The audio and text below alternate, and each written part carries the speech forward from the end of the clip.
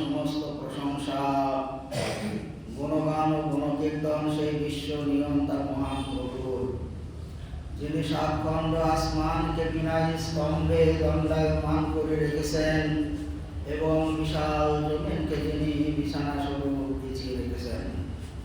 তার পরে পরে আকায় নামদার তাজদার মদিনা মুহাম্মদুর রাসূলুল্লাহ সাল্লাল্লাহু আলাইহি ওয়াসাল্লাম পাক হাজার হাজার দরুদ ও শান্তির সুধা বর্ষিত হোক। আমিন, আল্লাহুম্মা আমিন। আমি আপনাদের সম্মুখে সূরা নিসার 34 নম্বর আয়াত পরিবেশন করেছি। সেই আয়াতটি সামনে রেখে সংক্ষিপ্ত আলোচনা রাখবো ইনশাআল্লাহ। আল্লাহ তাআলা সূরা মায়েদার মধ্যে বলেছেন, আকমালতু লাকুম দীনাকুম ওয়া আতমামতু আলাইকুম নি'মাতি। আল্লাহ তাআলা রাসূলের উপরে কোরআন 23 বছর ধরে অবতীর্ণ করেছিলেন। নবুয়তি প্রাপ্তির পর থেকে মৃত্যুর আগে পর্যন্ত কোরআন শরীফ আল্লাহ তাআলা একের পর এক আয়াত নাযিল করেছেন। তো সেই কোরআন মাজিদে যে বলেছেন, আকমালতু লাকুম, আমি তোমাদের দিনকে, ধর্মকে আমি পূর্ণাঙ্গ করে দিলাম। যে দিনের প্রতিধারা একদিন ছিল, সেই দিনকে আমি পূর্ণ করে দিলাম। তো পূর্ণ করে দেওয়া মানে সেখানে আর কিছু ঘাটতি নেই। ছোট বড় যত রকমের বিধান মানুষের দরকার, মানুষের বাঁচার জন্য, মানুষের জীবনযাপন করার জন্য যা কিছু দরকার আল্লাহ তাআলা সমস্ত বিধান দিয়েছেন।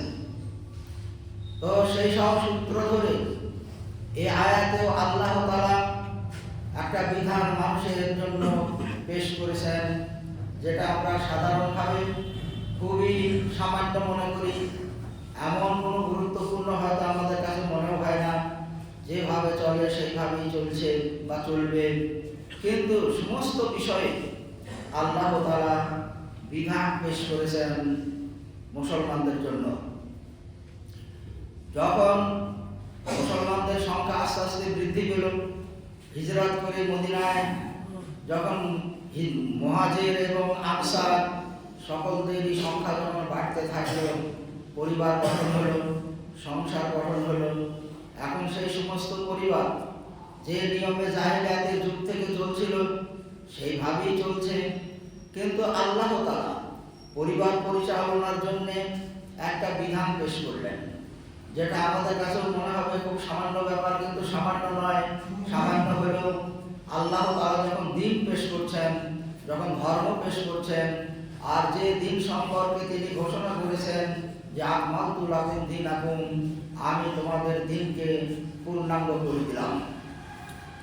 তো আমরা জানি আমাদের সংসার জীবন, স্বামী এবং স্ত্রী, একটা নারী এবং পুরুষের মাধ্যমে এক একটা সংসারের সূচনা হয়।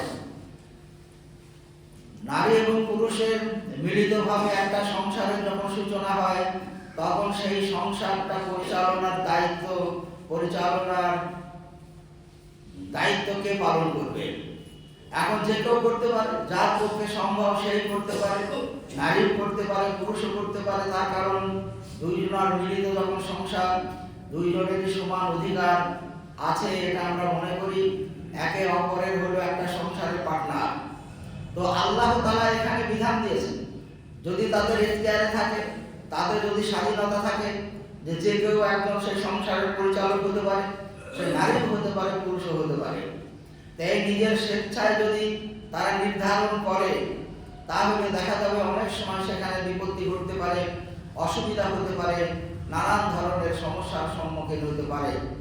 ওই জন্য আল্লাহ তাআলা খুব ছোট ছোট বিষয়গুলো আল্লাহ তাআলা যেমন পেশ করেছেন, দিনের মধ্যে যেমন সেই সব বিধানগুলো দেওয়া হয়েছে। মানুষ কিভাবে কাপড় পরবে, মানুষ কিভাবে মসজিদে প্রবেশ করবে, মসজিদ থেকে বাইরে হবে কি করে, কোন পাটা আগে দেবে, কোন পাটা পরে দেবে, এই সমস্ত খুঁটিনাটি বিষয়গুলো আল্লাহ ইসলামে আলোচনা করা হয়েছে। মসজিদে যখন প্রবেশ করবে ডান পাটা আগে দেবে, বাইরে হওয়ার সময় বাম পাটা আগে দেবে। তারপরে পায়খানা প্রস্রাবে যখন প্রবেশ করবে বাম পাটা আগে দেবে, বাইরে হওয়ার সময় ডান পা আগে বাইরে হবে। এইভাবে চলাফেরার পথেও খুব সামান্য সামান্য বিধানগুলো ইসলামে পেশ করা হয়েছে। মানুষ কিভাবে চুল আঁচড়াবে, ডান দিকটাকে আগে আঁচড়াবে, তারপরে বাম দিকটা টানবে। এই যে খুঁটিনাটি বিষয়গুলো আল্লাহ তাআলা ইসলামের ভিতরে আলোচনা করিয়েছেন। তো সেই সমস্ত বিষয়ের ভিতরে এই মানুষকেও আল্লাহ তাআলা সৃষ্টি করেছেন। মানুষের সংসার জীবনে কি সমস্যা হতে পারে, সেই সমস্যার সমাধান কোন পথে হবে, কোন পথে চললে সমাধানের সম্মুখীন হবে না, এসব বিষয়গুলো আল্লাহ তাআলাই ভালো জানেন। সেই জন্য একটা সংসারের পরিচালক যদি দুজন হয় তাহলে সেখানে সংঘাত অনিবার্য। তাই আল্লাহ তাআলা বেঁধে দিলেন, আর রিজালু কাওয়ামুনা আলান নিসা। সূরা নিসার 34 নম্বর আয়াতে আল্লাহ তাআলা বলছেন, একটা সংসার, নারী পুরুষের সংসারের পরিচালক হবে পুরুষটা।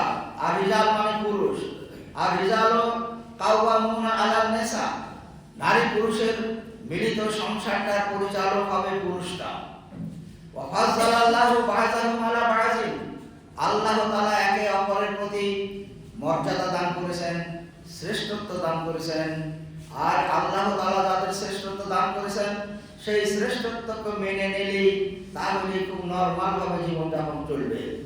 আর সেটাকে যদি কেউ না মানতে চায়, অবাধ্য যদি হয়ে যায়, তাহলে সংঘাত সেখানে।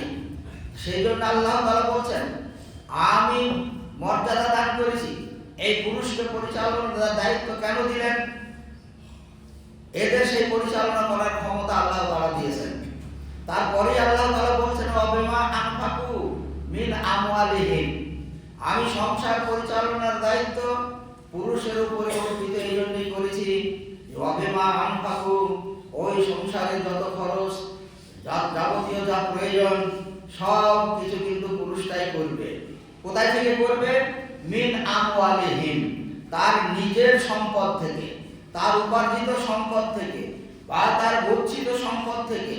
পুরুষের অধীনে তার যে সম্পদ, যে অর্থ আছে, সেই অর্থ এবং সম্পদ দিয়ে ওই সংসারটা পরিচালিত হবে। মেয়ের উপরে কোনো দায়িত্ব নেই, নারীটার উপরে কোনো দায়িত্ব থাকবে না, সম্পূর্ণ দায়িত্ব পুরুষটার উপরে। যেহেতু তার সম্পদ দিয়ে, তার উপার্জিত সম্পদ দিয়ে ওই সংসারের দায়িত্ব সে পালন করবে। তার খরচ বড় যাবতীয় যা কিছু সব দেখবে, খাওয়া দাওয়া, পোশাক আদি, আরো যে সব খরচ আছে, ছেলে মেয়েদের লেখাপড়ার ব্যাপারগুলো, সমস্ত কিছুর দায়িত্ব পুরুষটাকেই পালন করতে হবে। এ আল্লাহ তাআলা বেঁধে দিয়েছেন। ওয়াবিমা আনফাকু মিন আমওয়ালিহিম, পুরুষটা তার সম্পদ থেকে, নারীর সম্পদ থাকতে পারে, নারীর অধীনে অর্থ থাকতে পারে, কিন্তু সেইগুলো সংসারে সে যদি ব্যয় না করে, ব্যয় হবে না। তাকে বলা যাবে না যে তোমার টাকা পয়সা আছে, তোমাকে সংসারে দায়িত্ব নিতে হবে, এই বলার অধিকার স্বামীটার নাই। যখন বৈবাহিক সূত্রে নারী পুরুষের মাধ্যমে যখন একটা সংসারের সূচনা, সেই সংসারের সম্পূর্ণ দায়িত্ব পুরুষটা পালন করবে তার সম্পদ থেকে, তার উপার্জিত সম্পদ থেকে। তাহলে ওই সংসারে নারীটা কি করবে?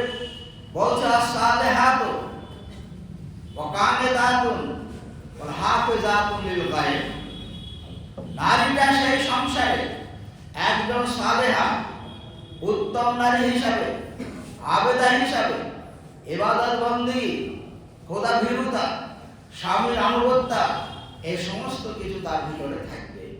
তাহলে নারীর সেই সংসারে আমার যখন কোনো দায়িত্ব নাই, আর দায়িত্ব নাই, খাবে আর ঘুরবে, উশৃঙ্খলা দেখা দেবে তার ভিতর থেকে, তা কিন্তু নয়। আল্লাহ তাআলা সে নারীর জন্য বেঁধে দিচ্ছেন ফাসলিহাত, ওই সংসারে স্বামীর অধীনে তাকে একজন উত্তম নারী হিসাবে তার কার্যকলাপে, তার কথাবার্তায়, তার চলাফেরায়, তার আচরণে, তার ব্যবহারে তাকে প্রমাণ করতে হবে সে একজন উত্তম নারী, একজন ভালো নারী। ইতিপূর্বে রাসূলের পরিবার সম্পর্কে আলোচনা হয়েছে, সে নারী সম্পর্কে আলোচনা হয়েছে। এখন প্রত্যেকটা সংসারে যে নারী থাকবে, স্ত্রী থাকবে, সে সালেহাত হয়ে থাকবে, সেই সংসারে একজন উত্তম নারী হিসাবে তার কার্যকলাপে, আচরণে প্রমাণ হতে হবে। আর এটা কি কানে থাকুন, আর স্বামীর আনুগত্য স্বীকার করবে, এটা নয় যে তোমার দায় দায়িত্ব তুমি দেখে নেবা, আমার কোনো দায় দায়িত্ব নেই, আমি খাবো ঘুরবো যা খুশি তাই করবো, তা নয়। কানে তাতুন, যদি কোনো নির্দেশ করে বৈধ নির্দেশ সেগুলাকে পালন করতে হবে। স্বামীর সঙ্গে আচরণ ভালো রাখতে হবে, স্বামীর সঙ্গে ব্যবহার ভালো করতে হবে, যে দায় দায়িত্ব নাই বলে উশৃঙ্খলা হওয়া চলবে না। আর একটা তারপরে বলছেন কি, ওয়াল হাফিজাতুন লিল গায়ব, স্বামীর অবর্তমানে ওই সংসারের পুরো দায় দায়িত্ব স্বামীটা যেমন পালন করছে, তার দায়িত্বে আছে। অনেক সময় কার্যকলাপে কোনো কর্মসূত্রে বা অন্য কোনো সূত্রেও স্বামীর অনুপস্থিতি সেই সংসারে হতে পারে। অর্থাৎ স্বামী যখন সেই বাড়িতে ওই সংসারে যখন অনুপস্থিত থাকবে, ওই সময়ে ওই সংসারের সমস্ত কিছু দেখার দায়িত্ব হলো স্ত্রীটা। হাফেজাতুল লিল গায়ব, স্বামীর অনুপস্থিতিতে ওই বাড়ির যা সম্পদ, ছেলে মেয়ে বা আরো যা কিছু পরিচালনার ক্ষেত্রে দরকার, সমস্ত কিছুর দায়িত্ব স্ত্রীটাকে পালন করতে হবে। তার কারণ স্বামী নেই, তার সম্পদে সে খেয়ানত করবে তা কিন্তু হবে না। স্বামী নেই, লুকিয়ে কিছু রাখলো, কিছু নিল, কিছু তসরুপ করলো, এই অধিকার কিন্তু স্ত্রীকে দেওয়া হয়নি। সেই জন্য আল্লাহ তাআলা বলছেন আল হাফিজাতুল লিল গায়ব, স্বামী এখন বাড়িতে নাই, স্বামী অনুপস্থিত, এখন তার সংসারে তুমি তার পার্টনার, তুমি তার প্রতিনিধি, তোমাকে তার সমস্ত দেখাশোনার দায়িত্ব তোমাকে নিতে হবে। বিমা ফাজ্জালাল্লাহু, আল্লাহ তাআলা যে সম্পদ তোমাদেরকে দিয়েছেন ওই সংসারে, সমস্ত সংসারের সম্পদ একরকম নয়, সমস্ত সংসারের সম্পদের পরিমাণও এক হবে না। যে সংসারের যে সম্পদ আল্লাহ তাআলা দিয়েছেন, সেই সংসারের সমস্ত সম্পদের দায় দায়িত্ব পালন করতে হবে স্বামীর অবর্তমানে স্ত্রীটাকে। স্বামী ওটা পাইবে না যে আমি যখন থাকবো না তোমার কোনো দায় দায়িত্ব নাই, অন্য লোক আমি এখানে বসিয়ে রেখে যাব, এটা কিন্তু স্বামী করতে পারবে না। তার অবর্তমানে আল্লাহ তাআলার বিধান মোতাবেক স্ত্রীটার দায়িত্বেই সব কিছু করবে। এখন অনেক সময় এমন হতে পারে, ওয়াল্লাতী তাখাফুন নুশুজাহুম, স্বামী যে বিধান স্ত্রীকে, স্বামী স্ত্রীর বিধান সংসারে যা দিয়েছেন ঠিকঠাক যদি চলে তাহলে কোনো অসুবিধা নেই, হোক সুখের সংসার। কিন্তু যদি ওয়াল্লাতী তাখাফু, স্বামীকে বলা হচ্ছে তুমি যদি আশঙ্কা করো, তুমি যদি ভয় করো নুশুজাহুম, তার খেয়ানাতে, তার বিপদে চলার, ঠিকঠাক দায়িত্ব পালন না করার, এই রকম আশঙ্কা যদি তোমার হয়, তাহলে কি করবা? এমন তো হতেই পারে, মানুষ তো সবাই সমান নয়। একটা সংসারের স্ত্রী যদি তার স্বামীর অবাধ্য হয়, স্বামীর কথা ঠিক মতো মানে না, স্বামী যেভাবে চলতে বলে সেভাবে চলে না, এখন স্বামী মনে করছে ঠিক আমার কথা মতো চলছে না, আমার সংসারে ও বিশৃঙ্খলা সৃষ্টি করছে, এই রকম যদি হয় তাহলে স্বামীর কি কর্তব্য? স্বামী তাকে কি করবে? আমাদের সাধারণত যাহার ধপাধপ মারতে লাগলো না, সে অধিকার দেওয়া হয়নি। আল্লাহ তাআলা বলে দিচ্ছেন এই রকম পরিস্থিতি যদি হয়, স্বামীকে তিনটে ধাপে আল্লাহ তাআলা বলেছেন এই তিনটে রাস্তা তুমি অবলম্বন করতে পারো, তার অধিক নয়। সেটা হলো কি? এক নাম্বার হলো ফাইজুহুন্না, তুমি তাকে উপদেশ দাও, ভালো কথা বলে তাকে বুঝাও যে এই সব কাজগুলো করা তোমার ঠিক হচ্ছে না, এই কাজগুলো এইভাবে করলে, এই কথাটা এই ভাষায় না বলে যদি এই ভাষায় বলো তাহলেই ভালো হয়। তো যেভাবে পারবে তার বুদ্ধি মতো, স্বামীটার বুদ্ধি মতো তাকে বুঝাবে। বুঝিয়ে সুঝিয়ে দেখা গেল দীর্ঘদিন বোঝানোর পরেও সে বুঝে গেল তো ভালো, আর কিছু দরকার নেই। তারপরেও যদি সে না বুঝে, তার কোনো পরিবর্তন স্বামী পাচ্ছে না, তাহলে কি করবে? বলছে ওয়াজুরু মুন্না ফিল মাজাজে, তোমরা ভালোবাসার সূত্রে, মহব্বতের সূত্রে, ভালো আচরণের সূত্রে যে এক বিছানায় শয়ন করো, সেই বিছানাকে পৃথক করে দাও। দু নাম্বার ধাপ এটা। এক নাম্বার তো হলো তাকে বুঝিয়ে সুঝিয়ে যদি ঠিক হলে তো হয়ে গেল, আর যদি না হয় তাহলে তার বিছানা আলাদা করে দাও, তাতে যদি তার অনুশোচনা হয় যে তাহলে তো স্বামী রাগ করেছে, বা হয়তো আমার কাজগুলো পছন্দ করছে না, আমার কথায় হয়তো সন্তুষ্ট নয়, সেই জন্য হয়তো এরকম আচরণ করছে, এই দেখে যদি সে ঠিক হয়ে যায় তাহলে হয়ে গেল, আর কিছু দরকার নেই। এখন এইগুলা করার পরেও যদি সে ঠিক না হয়, তারপর কি করবে? 3 নাম্বার ধাপ, ওয়াজরিবুহুন্না। তখন স্বামীকে 3 নাম্বারে, একবার প্রথমেই নয় কিন্তু, প্রথমে হলো উপদেশ দেওয়া, 2 নাম্বার হলো বিছানা পৃথক করা, 3 নাম্বারে বলছে ওয়াজরিবুহুন্না। এত করে যখন হলো না, তখন তাকে মারো। মারো মানে এই নয় যে তাকে লাঠি দিয়ে লাঠি পিটা করে হাসপাতাল পাঠিয়ে দাও, এতটা মারার অধিকার দেওয়া হয়নি।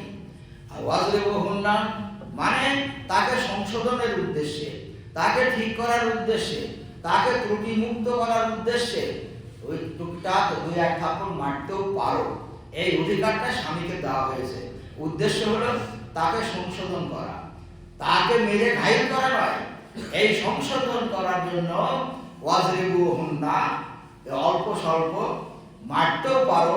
এর ভিতরে যদি বলছেন ওয়াতানাহুন্না, যদি সে কি হয়ে যায়, তোমার অনুগত হয়ে যায়, তার যে সমস্ত দোষগুলো তুমি দোষ মনে করেছিলে সে দোষগুলো মুক্ত হয়ে গেল,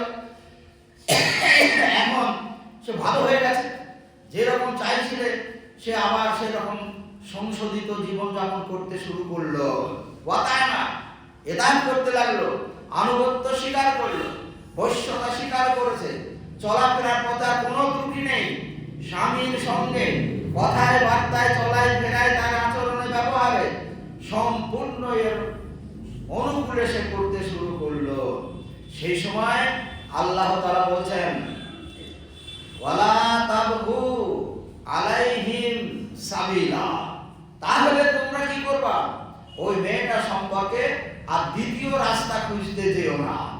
মানে অনেক সময় হয় কি, কোন কারণে মনোমালিন্য হলে, মনের দূরত্ব হলে তার দোষ খুঁজতে শুরু করে অনেকে, দোষ না থাকলেও অনেক দোষ পাওয়া যাবে। তাই আল্লাহ তাআলা এখানে স্বামীটাকে থ্রেটনিং দিয়েছে, লা তাবগু আলাইহিন্না সাবিলা, সেই স্ত্রী সম্পর্কে কোন দোষ তুমি আর খুঁজতে যাবে না, সব ভুলে যাও, ক্ষমা করে দাও, এতদিন যা হয়েছে সব মাফ করে দাও। মাফ করার পরে উভয়ে শান্তির সঙ্গে জীবন যাপন করতে থাকো। এখন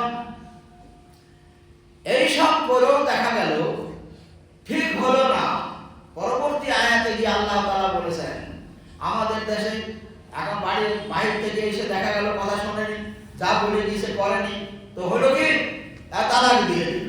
তালাক দিলে তালাক হয়ে যাবে? তালাক দিতে পারবে না, তালাক দেওয়ার অধিকার অত সহজে স্বামীকে দেওয়া হয়নি। এই যে 3টে ধাপ পার হলো, 3টে ধাপ পার হওয়ার পরে যদি সে আনুগত্য স্বীকার করে, ঠিকঠাক হয়ে যায়, আর তার পিছনে কোন অনুসন্ধান করা চলবে না, শান্তির সঙ্গে অতীতকে ভুলে গিয়ে সুখের সংসার করো। পরবর্তী আয়াতে বলেছে, তার শিরোনামটা শুধু বলে রাখি, কোনো সময় সুযোগ হলে আলোচনা হবে। তারপরেও যদি না হয়, বলা হয়েছে স্বামীর পক্ষ থেকে তারা যাকে প্রধান মনে করে, সে পিতা হতে পারে, চাচা হতে পারে, বড় ভাই হতে পারে, অনুরূপভাবে স্ত্রীটারও তার বাপ কিংবা তার ভাই বা তাদের যারা গুরুজন, তাদেরকে একজনকে ডাকো। তাহলে স্বামীর পক্ষে একজন, স্ত্রীর পক্ষে একজন, 2 জনকে ডেকে তোমাদের সমস্যা তাদের সামনে পেশ করো, তারা সিদ্ধান্ত নেবে তোমাদের এই দাম্পত্য জীবনে কি করা উচিত, বা তারা যদি সংশোধন করে দিতে পারে তো সংশোধন হয়ে গেল। কিন্তু এইগুলো করার আগে তালাকের বিষয় কিন্তু আসছে না। তার আগে যদি কেউ তালাক দেয়, এই যে প্রথম আয়াতে 3টি ধাপ বলেছে কি, ফাইজুহুন্না, উপদেশ দাও, তারপরে বিছানা আলাদা করো, 2 নাম্বার, 3 নাম্বারে তাকে মেরে ধরে, টুকটাক মেরে ধরে সংশোধন করো। এইগুলা সে কিছুই অবলম্বন করলো না। তারপরে অবলম্বন করেও সমস্যা মিটলো না, তবু তালাকের কাছে যেতে পারবে না। 2 পক্ষের গার্জেন ডেকে তাদের সমস্যা সেই গার্জেনদের সামনে পেশ করতে হবে। গার্জেনরা কি করবে না করবে তাদের ব্যাপার, তার ফয়সালাও আয়াতগুলোতে আছে, পরবর্তীতে ইনশাআল্লাহ আলোচনা হবে। তো এইসব না করে হঠাৎ করে তালাক দিবে, তালাক কিন্তু হয়ে যাবে, ঠাট্টা করে তালাক দিলে হয়ে যায়, রাগ করে তালাক দিলে হয়ে যায়, ইয়ার্কি করে তালাক দিলে হয়ে যাবে। সেই জন্য তালাকের ভাষা মুখে আনাই চলবে না, এ শরীয়তে নিষিদ্ধ। এই সমস্ত ধাপগুলোকে অতিক্রম করার পরে এইবার উভয় পক্ষের গার্জেন তারা মিলিতভাবে দেখবে এই যে সমস্যাকে কিভাবে সমাধান করা যায়, তাদের সমস্যা তারা কিভাবে দেখবে, আল্লাহ তাআলা সেই গাইডও সেখানে দিয়েছেন। তো এতদূর যাওয়ার আগে কোন স্বামী যদি তার স্ত্রীকে তালাক দেয় সে মহাপাপ করবে। তালাকের বিষয় এখানে নাই, ইসলামে তালাককে বলা হয়েছে এ সব থেকে একটা ভিন্ন বৈধ বিধান। ফলে ভিন্ন বৈধ বিধান সহজে যেন কেউ অবলম্বন না করে। ওই জন্য আল্লাহ তাআলা একটা সংসারকে, দাম্পত্য জীবনকে সুষ্ঠুভাবে পরিচালনা করার জন্য এই সমস্ত বিধানগুলো দিয়েছেন আমাদের সুবিধার জন্য। তাইলে আমাদের যে ধাপ আল্লাহ রাসূল বলেছেন, আল্লাহ তাআলা স্বয়ং বলেছেন সূরা নিসা 34 নম্বর আয়াতে, এইগুলো আমাদেরকে অবলম্বন করতে হবে যদি কেউ এই সব সমস্যার সম্মুখীন হয় তাহলে, তা না হলে দরকার নেই। তো আল্লাহ তাআলা আমাদেরকে তৌফিক দান করুক। আল্লাহ তাআলা আমাদেরকে যে বিধান দিয়েছেন আমাদের সংসার জীবনের জন্য সেটা যেন আমরা ফলো করে চলতে পারি। ওয়া মা তাওফীকি ইল্লা বিল্লাহ।